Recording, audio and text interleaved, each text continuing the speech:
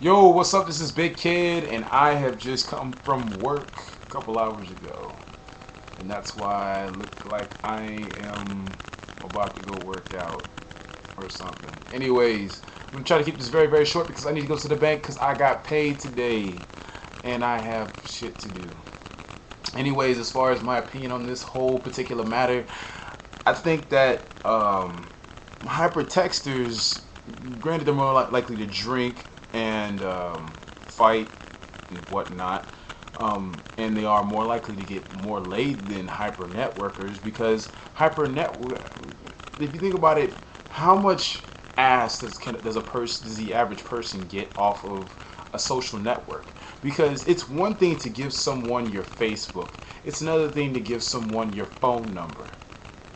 I mean, really, if you really are planning to fuck someone, do you really tell them just find me on Facebook? Because you can find everyone on fucking Facebook. It's that simple. But to give someone your phone number, that's a whole different story. I mean, I know plenty of people who are actually promoters. I know a couple girls who are promoters, and it's even from a standpoint of giving out their number, even though granted they sit up and they send out mass text messages of, hey, come to this club that I'm promoting at, blah, blah, blah, it's going to be the best party. They really only do that to guys who aren't creepers, you know, namely me, because I'm not a fucking creeper, so I tend to get numbers like that. But um, in my opinion, as far as why hyper networkers don't really get laid as much. I mean, I'm not saying that no one ever has gotten ass off of Facebook or MySpace or whatnot, but um, if you think about it, it's somewhat childish in a way to get laid off of a social network. I mean, how slutty does a girl have to be to really just say, you know what, I've only met this person off of the internet. I am going to go fuck them. How slutty does a girl have to really be? I mean, um, maybe it's just not a big deal to them, but on average, most likely the girl doesn't probably doesn't have a very tight vagina if she's willing to fuck a person that she's met on a social network and has met in no other form or fashion. Probably hasn't had too deep of conversations with the other person for an extended period of time.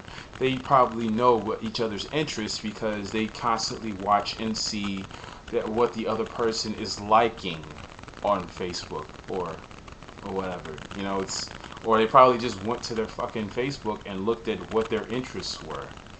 So, as far as whenever you're texting someone, you're more likely. I mean, that's we've been. How long have people been getting booty calls on text messages? I mean, it's that fucking simple. Um, to me, I don't know how many other ways I can explain this. That getting the number as opposed to getting the Facebook or getting the email, there's a big difference. You know, it's a little bit more personal whenever you give someone your number. I think most women would agree with that. You know, you give guys that you would only see as a friend or potential business, as far as things being like business associate, just along those lines. Uh, Maybe you just did it to be nice, and you really didn't want to give them your number. You know, so that's just my perspective on things. Oh, and I meant to post a video response on the last video about Kat Dennings. It was like this. Kat Dennings is not like the baddest bitch in the world.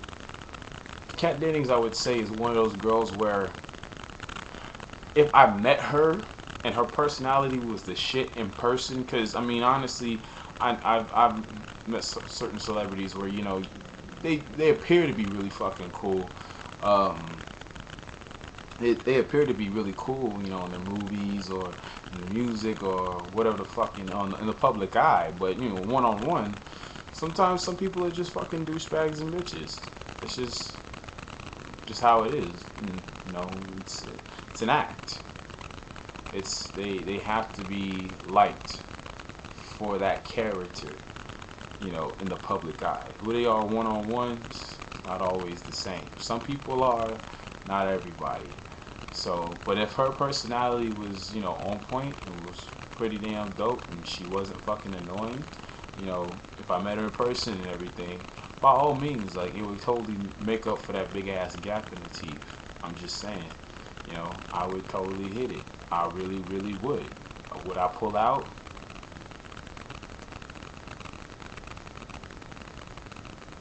If I get custody of the kids, and I would file for child support, most definitely. Anyways, I said I was gonna cut this short, and so this is Big Kid, and I am out. Gonna get paid.